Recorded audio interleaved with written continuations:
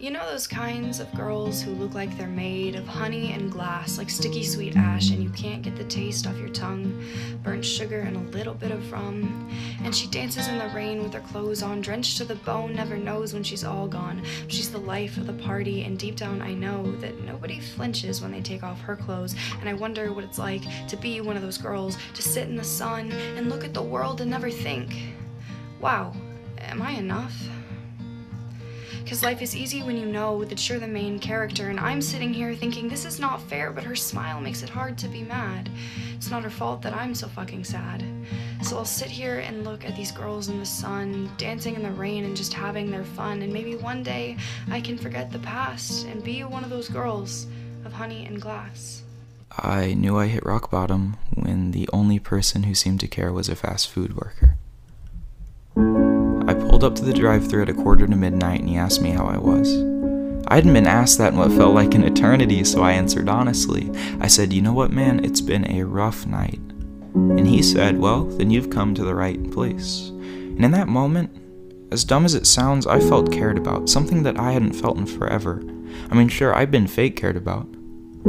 I'd had abandoned "I'm here for yous" placed in front of me out of pity, but if I disappeared off the grid, an eye wouldn't bat and a grin wouldn't fade, but maybe that fast food worker would care what the fries he made. Maybe he'd wonder why my eyes were so filled with hurt. Maybe he'd ask if I wanted a burger with that shake too, the same way that I wish somebody would have asked me if I wanted a hug with my shitty night in that drive-thru.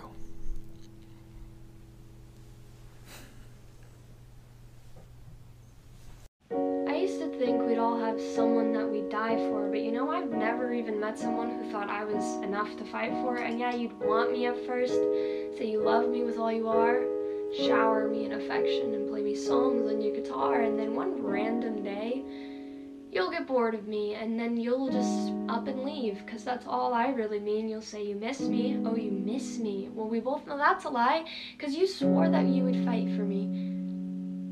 You didn't even try.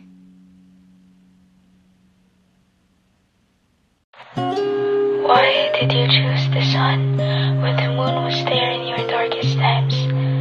Why did you choose the cold rain when the warm sun was there to ease your pain? Why did you choose summer when the one that makes you happy was winter?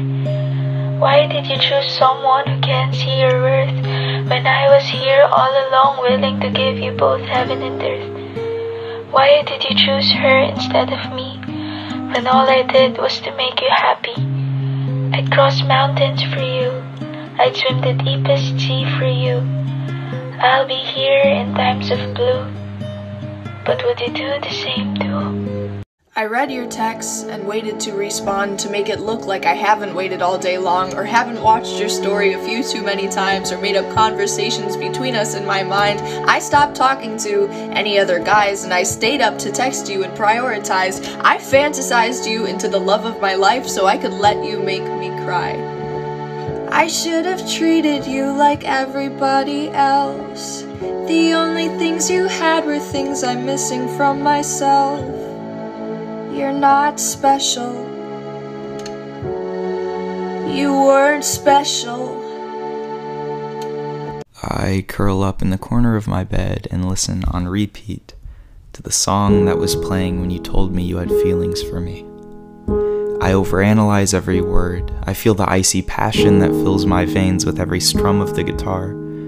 But then I remember how good morning texts that were topped with a smile and a heart became glancing hellos followed by being left undelivered for hours.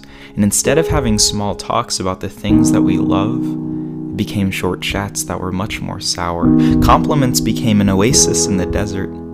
My affection was something that I needed to preserve. I mean, how do I tell you how much I feel for you when I have poison in my heart that glues my mouth shut? How do I give more when every single voice in my head is yelling enough, I can't? So I just lay in my bed playing this song, hoping to feel the same warmth I felt that night you told me you had feelings for me. The other day, I met an old man with the most beautiful smile. I'm talking radiant as the sun. And his teeth were crooked and his lips were split, but none of that mattered, not even a bit. His face was joy incarnate. So I asked him, "Sir, how did you get such a beautiful smile? And he answered me, practice. Now, I don't know what he meant by this, but I think he's right. It takes practice to smile radiantly. It takes practice to feel unwavering joy. It takes practice to be happy when there is no reason to be. It's muscle memory. It's neuron connectivity. Joy is a learned ability. Even if we don't know how to smile right now, even if we don't know how happiness could exist in a world like this, practice makes perfect. So tonight, I'm gonna practice my smile. I think I knew it was getting bad again when I started to do everything sitting down. And I think I understood it was getting bad again when a smile became much more difficult to produce than a frown. When the room didn't light up whenever I was around, and when the tears came silently, not creating any sound. And I think I knew it was bad when my own internal clock stopped ticking. When the itching for joy became my new favorite pastime, when a laugh with my friends cost much more than a dime, it was more like an act that I put on with a grinning mouth that isn't even mine.